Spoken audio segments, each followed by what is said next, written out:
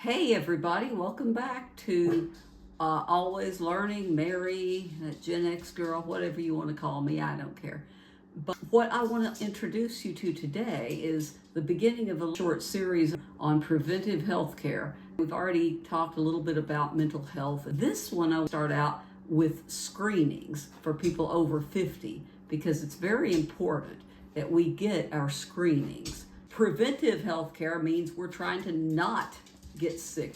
In common sense, we know some things, but we don't always go. We don't. How many of you put this? Let me know in the comments. How many of you know what you're supposed to do for the most part when it comes to screenings, but you don't do them because you're scared? That type of thing. Let's talk about the main ones that once you turn 50, you really need to start making sure you do regularly.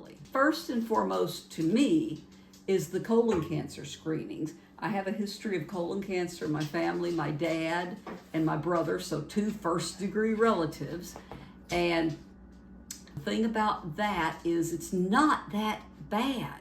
A colon cancer screening has to do with a colonoscopy, and that is really the worst part of that is the prep, where you have to drink some things, you have to drink some liquid and so on, and it cleans you out, where they will be able to screen and check your colon and make sure that there's nothing going on in there. But the worst part really is the prep, because to me, when I get a colonoscopy done, and I've had to get them since my 30s because my brother had colon cancer stage 4 when he was 51.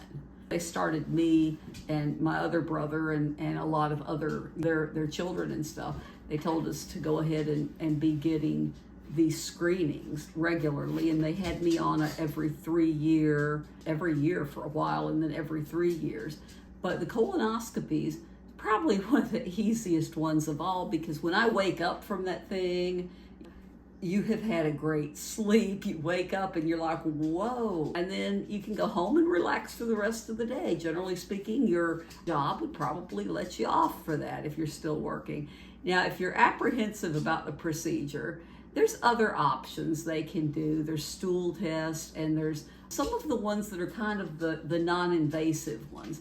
But personally, as someone who is at high risk, I have to always have the actual regular old colonoscopy. And it is not bad. It's something that I'm used to. The prep is the only part that bothers anybody for the most part if they take this to heart. Now, another thing, if you're a woman, is you need to be getting your mammograms. Now, again, ladies, mammograms are vital for early detection of breast cancer, and it's been recommended for a long time to start annual screenings at age 50, and it turns out that they have changed that a couple of times. They've changed it. Sometimes they would recommend 40 instead of 50. You know, there's all sorts of other things. You can talk to your doctor, talk to your family doctor about that. But mammograms for women are very important, especially if you have a family history of breast cancer. You need to start that earlier. Again, talk to your family doctor. Talk to your family doctor. But I go for the mammogram, generally speaking, every year. Over the COVID stuff, and as we were coming out of that, I think the lockdowns, I missed 2023. I don't think I went, but I went in 2024. And mammograms also have a bad reputation. And again, it's not that bad. I have had some experiences. It depends on the person who's performing the mammogram, the radiographer that's performing it, because most of them, if you can get one that's seasoned and has worked and done this for a while, they're a lot more gentle and so on. But it's nothing to be scared of, because you need to go there and get checked, because that's an easy way for them to detect a lot of things that could save your life when it comes to breast cancer possibilities. I had to have a biopsy one time, and it turned out, thank God, it was okay. It wasn't cancer, but it could have been. Okay? If you have a family history of breast cancer, please do that. And remember, men can also get breast cancer. It's a lot less known and less likely. But again, talk to your doctors. Now, another one then, if we go to the men, specifically for the men, prostate cancer screening. Now, prostate cancer is a concern as we age. If we're a man, you need to get the PSA blood test, and it's very common as the method to detect and provide you with a peace of mind. If you do have prostate problems, and if you have, hopefully not have prostate cancer, and they catch things early, again, miracles in medicine that we have these days can save many lives just by us going in and getting tested and screened. Remember when I had also told you about just the regular skin cancer screening? That's another one. If you've had any problems in your family with skin cancer, or if you have a history of a lot of sun, in terms of sunbathing and being exposed to the sun regularly throughout your life and so on, that's another one. Be sure and go get a full body skin cancer check. I had that not long ago. I made a video short about it, and it is really helpful, and it will give you peace of mind to know these things. Now, for women especially, and not just women, but the majority of people who seem to have this issue are women, and you need to get a bone density test. Because as we age, our bones become more fragile. It's because we're human, okay? And we become more fragile as we get older. And a bone density test helps our doctor assess the risk of osteoporosis. Now, again, this is really important to us that are past menopause or during menopause and so on, but especially post-menopause. And men should consider it too, because they're not immune from it. It's just more common in women. Strong bones are absolutely key to maintaining a healthy lifestyle, because if you start breaking bones, if you're prone to falls, like I had a fall almost recently, and then I actually did have a fall in front of my house not too long ago, a few days ago, and I was like, ouch, the next day. But nothing serious or anything. But it makes you think. We're getting older, and I'm not a large woman, and I am small boned already, and my mom had osteoporosis. That's something that the bone density checkup is very important. Now, the last one we're going to mention is blood pressure and cholesterol checks. Those are usually going to be done when you make your regular visits, which I hope you all do, to your family doctors for checkups.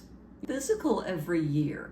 They'll do the blood pressure regularly. You should have it monitored. And one of the good ways to do that, besides just going and getting your checkups, is to do it more often if you've ever had a problem, or again, a family history. What you can do is you can buy an inexpensive blood pressure machine for home, and you can take the blood pressure anytime, different times of day, standing, sitting, and whatever. I had some problems with low blood pressure not too long ago. I used to have high blood pressure, and I have lost about 60 pounds total in the past couple years. And sometimes I realize that I'm a bit more fragile than I used to be, but then stuff like the blood pressure, I started standing up, and getting dizzy and having to sit down and hold to the wall or something. And that, my friends, can be low blood pressure. If you have that, because at the time, I was on too much blood pressure medication from where I used to have high blood pressure. There's always something when we get a little bit older, and I'm always just thankful that we've made it, and that we're still alive, and that we've hopefully got many more years to go. But we want to stay healthy for those years, right? We want to be able to see our children, our grandchildren, and everybody prosper as we grow older.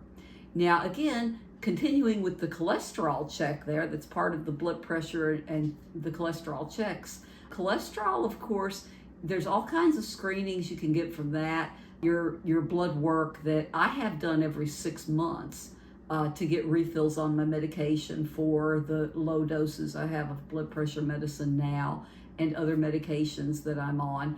The blood work they do every 6 months for me. And again, your doctor will have, your health history and will know. And if you go to a new doctor, if you've not been going to doctors over the years, now's the time to start. Build a relationship with a physician that you get along with and that listens to you, because that listening is important. Often, especially with women, but it does happen to men as well, but often with women, the doctors just put everything up to anxiety. Oh, well, you've just got anxiety, you'll be fine. You're just nervous, it'll be fine. It's not this, it's not that, and sometimes it is this or that. That's why we need to be vigilant. You are your own best, you're your own best supporter. You're your own best advocate for your health, because it's your health. Don't take these for granted. As we get older, we need to take all of this very seriously if we want to be out there watching our grandchildren one day, hopefully at some point, or if we want to just live to a ripe old age and be able to get up and do what we want to do, whether it's travel or anything else. We need to take all this into account. This is my first in the series. Thank you so much for joining me. I would love to hear your stories about any of these tests, any of them maybe especially even that saved you from having, not caught something early enough. Maybe, for example, with me, when the first colonoscopy was done with my family history, they found some precancerous polyps and they took those off. And I was told that if I had waited, I was in my 30s, if I had waited until I was 50 something to get the colonoscopy, then I would probably, those developing precancerous polyps would probably have been full-blown stage 4 cancer, just like my brother. Don't take it for granted, guys. I'm gonna have a series about this. This is the first in the series, and we're gonna explore more things that we need to do for our health as we go through this series. Okay, please like, subscribe if you found any of this helpful, but also leave some comments. I wanna hear your stories. That's more important to me than anything. I love it when we have connection in these videos, in the comments. Mwah. Love you guys very much. Thank you so much for being here. See you soon. Till next time, take care of yourself and get your checkups.